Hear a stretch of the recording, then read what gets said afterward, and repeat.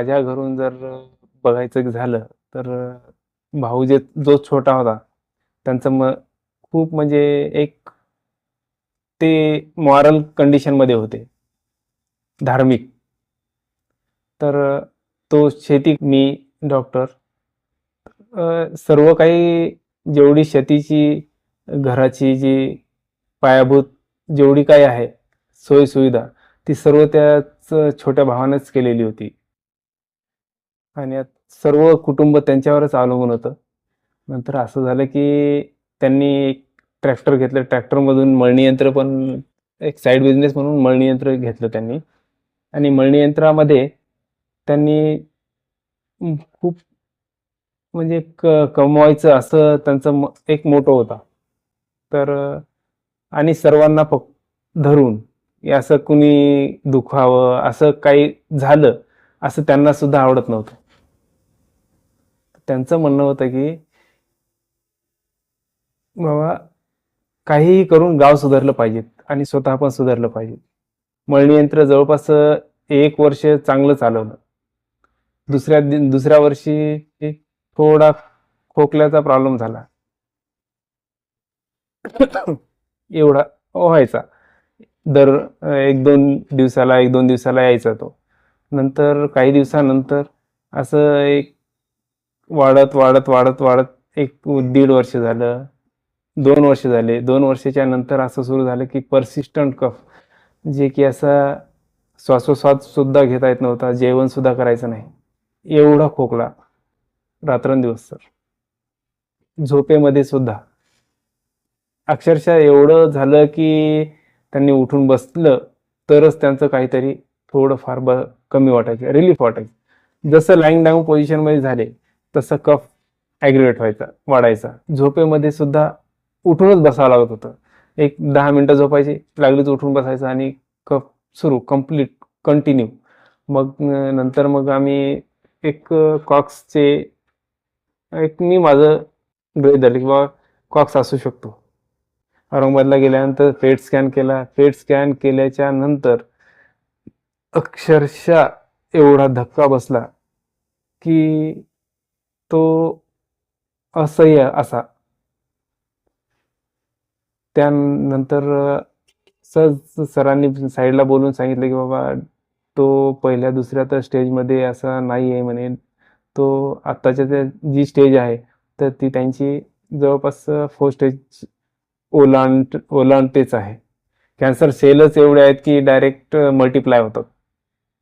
त्यानुसार मग त्यांना मग आम्ही त्या किमोथेरपीवाल्यांकडे गेलो. त्यांनी विचारलं की बाबा नेमकं, मी विचारलं की बाबा त्यांना काय करावं लागेल, नेमकं शॉक द्यावा लागतील का किमो द्यावा लागतील.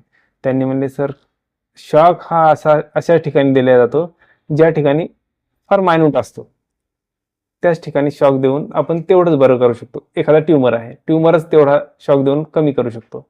बाकी असा स्प्रेडिंग जो आहे किंवा मॅसिव्हमध्ये आहे त्यांना आपण किमोज देतो. मग त्यांना एक सहज विचारलं की सर, म्हटलं एक मेडिको आहे तर मला समजायला पाहिजे की किती वेळ लागतो कमी व्हायला, किती होण्याचे पॉसिबिलिटीज आहेत. त्यांनी एवढंच सांगितलं, सर म्हणे पॉसिबिलिटी फक्त आणि फक्त स्वतःची एक मेंटॅलिटी करून घ्या म्हणे. 6 महिन्या, जास्तीत जास्त 6 महिने चालतील सर म्हणे. आणि लिटरली कंप्लीट 6 महिने गेले. मग मी म्हटलं सर त्यांना तर माहीत नाही आहे, त्यांना माहीत नाही तर करायला पाहिजे का. त्यांनी स्पष्ट सांगितलं हे तुमचा इश्यू आहे, करायचं की नाही फॅमिलीचा. मग मीच स्वतःलाच सांगितलं, हे केलं की मी एक होमिओपॅथिक आहे. मला मनामध्ये जे चालतंय ना त्याला खूप महत्त्व आहे त्या गोष्टीला. त्याच्यामुळे मी 3 महिने तर अक्षरशः सांगितलंच नाही त्यांना की तुम्ही काय करायला. काहीच नाही, जायचं, नॉर्मल सलाईन द्यायचं, वापस यायचं, एवढंच माहीत होतं त्यांना. मग काही दिवसानंतर असं झालं की मी बाहेर गेलो आणि त्यांनी ते साईन करायचा पेपर आणून दिला. त्याच्यावर ते साईन पेशंटची घ्यायची असती तर पेशंटची न देता मी मेडिको असल्यामुळे मी साईडला न्यायचो, त्यांची साईन मारून टाकायचं, घेऊन जा बाबा. पण एक वेळेस असं झालं की मी बाहेर जाणार आणि त्या सिस्टरने तो पेपर आणून दिला, याच्यावर तुम्हाला साईन करायची. आणि त्यांनी वाचून टाकलं सरळ कर्करोगासाठी जे काय किमो देत आहेत सलाईन देत आहेत ते पचतील किंवा ॲडप्ट होतील न होतील हे त्याच्यासाठी साईन. मग त्यांनी दुसऱ्या दिवशी आल्यानंतर कर्करोग म्हणजे काय, कर्करोग म्हणजे काय, मी म्हटलं टीबी असं चालत राहिलं रात्रभर. मग सकाळी त्यांना सर्च मारलं गुगलवरती आणि त्यांनी बघितलं की कर्करोग म्हणजे काय. सरळ सरळ त्यांनी सांगितलं कॅन्सर सेल म्हणजे कर्करोग. आता त्यांनी स्पष्ट विचारलं, त्यांनी बोलवलं मला, म्हणले नेमकं काय आहे ते सांगा. की कर्करोग म्हणजे कॅन्सर हे मला समजलं म्हणले, पण कुठल्या स्टेजला असतं, त्याला स्टेज असतात म्हणे. त्यांनी गुगलवर पूर्ण सर्च केलं. मग त्याच्यानंतर मग म्हटलं यार, म्हणलं पहिल्या स्टेजमध्ये आहे, कमी होऊन जाते म्हटलं. त्या दिवशीपासून मानसिकता ढासळली आणि खरं तर त्या दिवशीपासूनच त्यांचं डिग्रेडेशन सुरू झालं. 3 महिने एकदम मेंटली स्ट्रॉंग होते. त्याच्यानंतर मग डिग्रेडेशन सुरू झालं.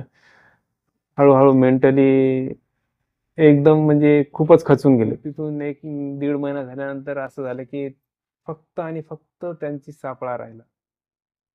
हड्डी, मांस तर अजिबातच नाही. डायरेक्ट स्किन याला अटॅच होऊन गेली. नंतर मग काही दिवसानंतर मग ते शेड दाखवते. जसं एखादा कलर बदलणारा एखादा सरडा असतो, तसा तो शेड दाखवतो. एकदा निळा होतो, एकदा लाल, एकदा चट्टेच येतात. कफ रात्रभर राहायचाच. कितीही काही करा, किमो दिले तरी बी, किमो दिला की कफ कमी व्हायचा. एक 3-4 दिवस झाले की कफ पुन्हा सुरू, हळूहळू हळूहळू वाढत जायचा. जसजसे किमोचे दिवस जवळजवळ आले तसं जास्त कफ व्हायचा. काही दिवस तेवढं सबसाईड राहायचा, बाकी वाढत राहायचा. त्यानुसार मग असं झालं की वाढत वाढत वाढत एकदम म्हणजे खूप. आणि पॅरलल होमिओपॅथी सुद्धा दिलेली आहे, पॅरलल आयुर्वेदा पण दिलेला आहे. आयुर्वेदासाठी मेळघाटला गेलेला, किमोसाठी आपलं सॉरी होमिओपॅथीसाठी नाशिकला जायचं आहे आणि किमो द्यायची ते बजाजमध्ये औरंगाबाद. मग ह्या 3 शिट्या अशा झाल्या की मग एक वेळेस नेऊन होमिओपॅथीसाठी फक्त हिस्ट्रीज घ्यायची असते, मेळघाटला पण हिस्ट्रीज घ्यायची असते. नंतर मेडिसिन आपण सांगायचं आणि त्यांनी ऐकून त्याचं तसं पोटेन्शी वाढवायची. आयुर्वेदाचं तेवढं त्याला पचनच होत नव्हतं, कारण असं झालं की 2च वेळेस आणलं. पचन ज्या वेळेला पचनसंस्था जर चांगली असेल तरच आयुर्वेदा चूर्ण जे आहेत त्या पचन होतात, नाहीतर मग सहसा लागू नाही तो. मग आम्ही होमिओपॅथी घेतली, कंटिन्यू पहिल्या दिवशीपासूनच होमिओपॅथी केली. होमिओपॅथीमध्ये असं झालं की शेवटी त्यांना पण ते चघळायला त्रास व्हायचा. मग त्यांना डायरेक्ट पोर्समधून, हेअरच्या पोर्समधून टाकून द्यायचं. ती पण मेडिसिन वॉटर पोटेन्शियलमध्ये द्यायचं. कधी इनहेलर सारखं श्वास द्यायचा त्याचा, त्यानं सुद्धा मेडिसिन लागू व्हायची. आणि नंतर असं झालं की शेवटचे 3 दिवस एवढे खतड गेले की डायरेक्ट कोमा कंडिशन. त्यांना शुद्धीवर नाहीत, फक्त एवढंच म्हणायचे. पाय जवळ घेतले, हात जवळ घ्यायचे, एवढे असं झोपायचं आणि फक्त एवढंच म्हणायचे, एवढंच कानायचे फक्त, बस. बाकी काही कुठला शब्द उटाळायचा नाही, काही नाही बोललं तरी शुद्धीवर नाही. ती कंप्लीट कोमा कंडिशन असल्यासारखी. मग ज्या वेळेला मृत्यूच्या 10 मिनिटं अगोदर सहज मिसेसला हाक मारला आणि म्हणे मला थोडंसं काहीतरी खायला दे यार म्हणे. मग चिवडा आणून दिला. काय द्यायचं, मग मला भूक लागली, मग चिवडा आणून दिला डायरेक्ट. मग चिवडा दिल्यानंतर थोडासा चिवडा कोर्समधून जास्त द्यायचं, ग्राम खाल्ला असेल. ती पण मेडिसिन वॉटर पोटेन्शियलमध्ये. मग बस झाला म्हणे. थोडंसं 1 घोट पाणी पिलं.